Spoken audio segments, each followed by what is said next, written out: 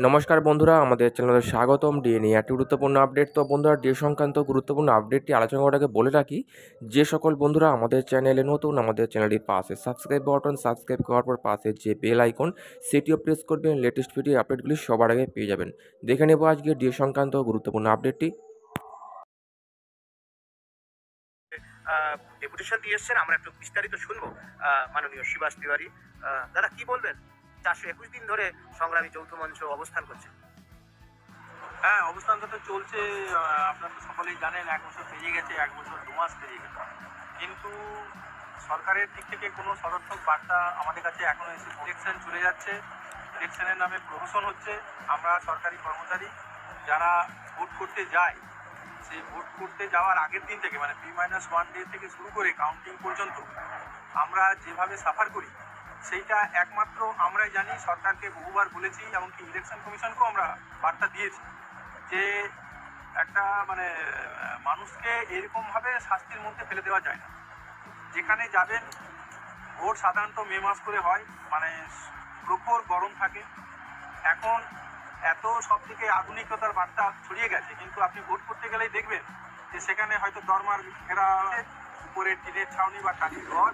শুধুমাত্র কলকাতার কথা ধরলে তার ভোট হয় না, আপনাকে গ্রামে গঞ্জেও তো ভোট হয়, এবং সেখানে সরকারি কর্মচারীরা তো ভোট নিতে যান।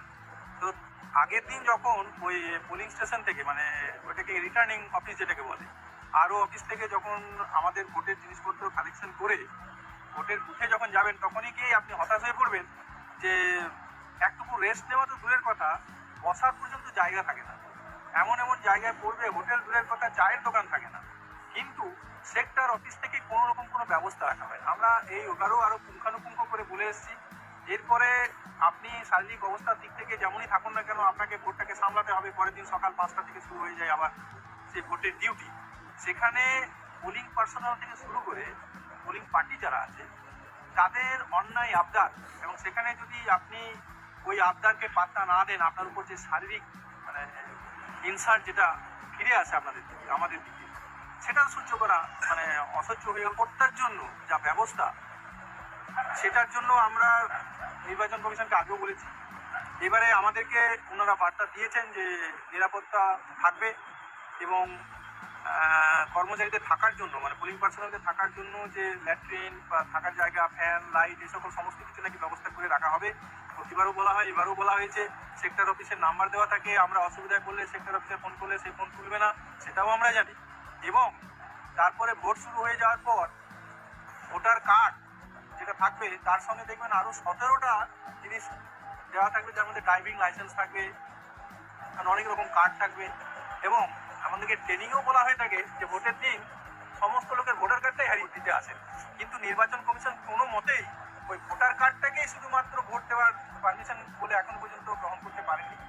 এই সমস্ত দুরবস্থা যতদিন পর্যন্ত চেঞ্জ না হবে, পরিবর্তন না হবে, ততদিন পর্যন্ত গণতান্ত্রিক অধিকার রক্ষা হবে না। মানুষের ভোট অমানুষে দিয়ে যাবে, বুথে। তো বন্ধুরা, এই ছিল ডিএ সংক্রান্ত গুরুত্বপূর্ণ আপডেট। কেমন লাগলো কমেন্ট করবেন, লাইক করতে ভুলবেন না। আর ডিএ সংক্রান্ত পরবর্তী আপডেট পাওয়ার জন্য আমাদের চ্যানেলটিকে সাবস্ক্রাইব করে রাখবেন। থ্যাংক ইউ বন্ধুরা, ভিডিওটি দেখার জন্য।